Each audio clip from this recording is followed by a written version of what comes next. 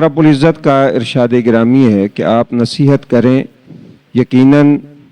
نصیحت ایمان والوں کو فائدہ دیتی ہے۔ کئی چیزیں ہمیں علم میں ہوتی ہیں، لیکن انسان ہونے کے ناطے انسان بھول جاتا ہے، یا زندگی کی مصروفیات بسا اوقات ان کے اوپر گرد ڈال دیتی ہیں اور انسان کی توجہ اس طرف نہیں جاتی۔ اس لیے یہ سیکھنے سکھانے اور نصیحت کرنے کا یہ عمل انسان کی زندگی کو ایک ٹریک کے اوپر رکھتا ہے کہ انسان زندگی کا یہ سفر بحفاظت طے کر کے اللہ کی خوشنودی اور اللہ کی جنت کا حقدار ٹھہرتا ہے۔ اس حوالے سے چند گزارشات آپ کے سامنے رکھنا چاہتا ہوں۔ یہ دن جو ہم گزار رہے ہیں یہ حرمت والے مہینے ہیں۔ ذوالقعدہ کا مہینہ جو اب جا رہا ہے اور اس کے بعد جو آنے والا مہینہ ہے ذوالحجہ کا، یہ اور پھر اس کے بعد آنے والا محرم کا مہینہ، یہ 3 مہینے مسلسل حرمت والے مہینے ہیں۔ اللہ تعالیٰ نے خاص طور پہ ان میں یہ حکم دیا کہ فَلَا تَظْلِمُوا فِيهِنَّ أَنفُسَكُمْ، ان مہینوں میں اپنے اوپر ظلم نہ کر، یعنی گناہ جو ہے اس سے خاص طور پر ان مہینوں میں بچنے کی کوشش کرو۔ اور ساتھ ہی رسول اکرم صلی اللہ علیہ وسلم نے ان مہینوں میں نیک اعمال کی بھی ترغیب دلائی ہے۔ خاص طور پہ ذوالحجہ کا جو مہینہ ہے یہ بہت ہی فضیلت والا اور بہت ہی اہمیت والا مہینہ ہے، اور اس کے پہلے 10 دن جو ہے ان میں کئی ایک عبادات اور کئی ایک اعمال اللہ کے ہاں بہت ہی پسندیدہ ہے۔ زندگی میں یہ بات ہمیں پلے باندھ لینی چاہیے کہ بر وقت کیا ہوا فیصلہ، جیسے دنیا میں ہم سمجھتے ہیں کہ جو بر وقت ڈیسیژن ہوتا ہے وہ انسان کو بہت اونچا لے جاتا ہے، اور ایک لمحے کی تاخیر بسا اوقات بندے کو پیچھے لے جاتی ہے۔ عبادات میں بھی ایسے ہی ہے کہ آپ کو اگر یہ پتہ ہو کہ کس وقت کیا کام کرنا ہے، کیسے کرنا ہے، تو آپ بسا اوقات تھوڑی سی محنت کے ساتھ بہت زیادہ حاصل کر سکتے۔ اور اگر یہ پتہ نہ ہو اور انسان اس کی طرف توجہ نہ دے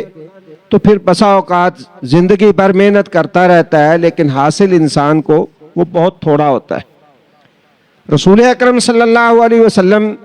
نے ہمیں یہی سبق سکھایا اور یہی درس دیا ہے کہ اس مختصر زندگی میں ہمیں وہ موقع ضائع نہیں کرنے چاہیے جن میں انسان تھوڑی محنت سے بہت زیادہ کچھ حاصل کر سکتا ہے، اور ان مواقع میں سے یہ آنے والا مہینہ جو ہے اس کے پہلے 10 دن ہیں۔ اللہ تعالیٰ نے قرآن مجید میں ان ایام کی قسم کھائی ہے، فرمایا فجر ولیال عشر، قسم ہے فجر کی اور 10 دنوں کی، اور مفسرین نے تقریباً اس پہ اتفاق کیا کہ اس سے مراد ذوالحجہ کے پہلے 10 دن ہیں۔ رسول اکرم صلی اللہ علیہ وسلم نے فرمایا ما من ایام العمل الصالح فیہن احب الی اللہ من هذه الایام العشر، کہ ان 10 دنوں میں کیا ہوا نیک عمل، وہ نماز ہو، وہ روزہ ہو، وہ جہاد ہو، جو بھی نیک عمل ان ایام میں کیا جائے اللہ کو وہ اتنا زیادہ پسند ہے کہ دوسرے کسی دن میں کیا ہوا عمل اس عمل کے برابر نہیں ہو سکتا۔ صحابہ نے عرض کیا ولل جہاد یا رسول اللہ، اللہ کے رسول عام دنوں میں انسان جہاد کرتا ہے تو وہ بھی ان اعمال کے برابر نہیں ہو سکتا، حالانکہ جہاد اللہ کے نزدیک بہت بڑا عمل ہے۔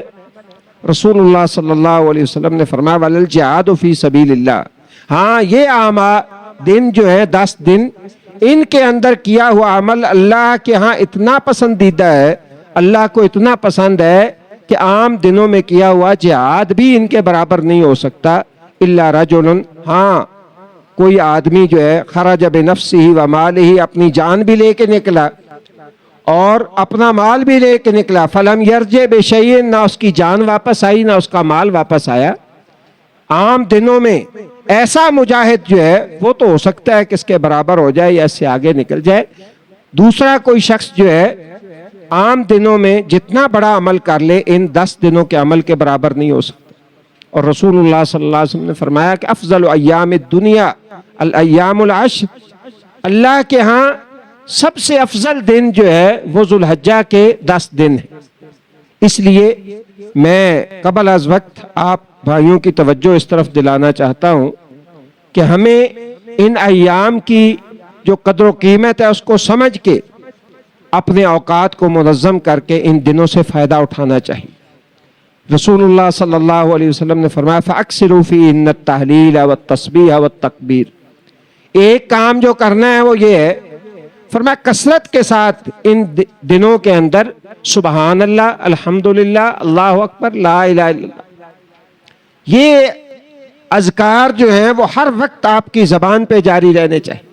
کثرت کے ساتھ فرمایا ان دنوں کے اندر اللہ کی تسبیح کرو، اللہ کی پاکی بیان کرو، اللہ کی کبریائی بیان کرو.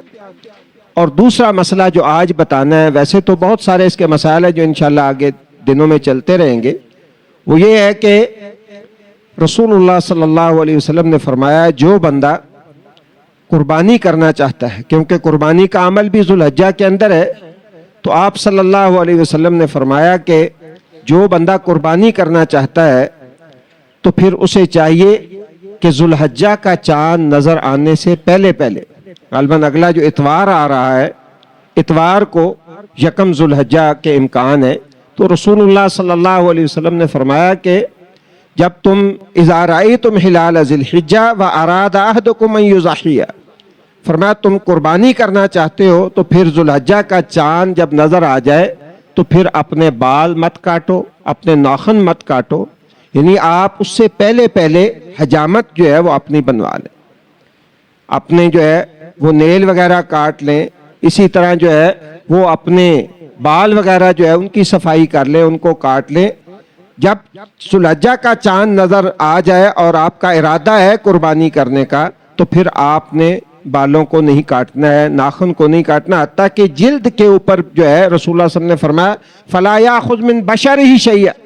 کہ اپنی جلد میں سے کوئی چیز نہ کاٹے. بسا اوقات جو ہے وہ جلد کا کوئی حصہ جو ہے کھردرا ہو جاتا ہے، انسان اس کو اکھیڑ دیتا ہے، اس کو بھی اکھیڑنے سے رسول اللہ صلی اللہ علیہ وسلم نے منع کیا. تو اللہ تعالیٰ سے دعا ہے اللہ ہمیں ایک تو ان ایام سے فائدہ اٹھانے کی توفیق عطا فرمائے، اور ان کی جو قدر و قیمت ہے اس کو سمجھ کے ان 10 دنوں میں اللہ رب العزت ہمیں ایسے اعمال کی توفیق دے کہ ہمیں اللہ کا قرب نصیب ہو جائے. اور پھر جو رسول اللہ صلی اللہ علیہ وسلم نے یہ تعلیم دی ہے کہ ان 10 دنوں میں اگر آپ نے جو ہے وہ قربانی کا ارادہ کرنا ہے تو یہ 10 دن شروع ہونے سے پہلے اپنی حجامت وغیرہ بنوا لیں، اس پہ بھی ہمیں جو ہے وہ عمل کر لینا چاہیے. اللہ ہمیں عمل کی توفیق عطا فرمائے. سبحانک اللہم و بحمدک اشہد ان لا الہ الا انت استغفرک و اتوب الیک.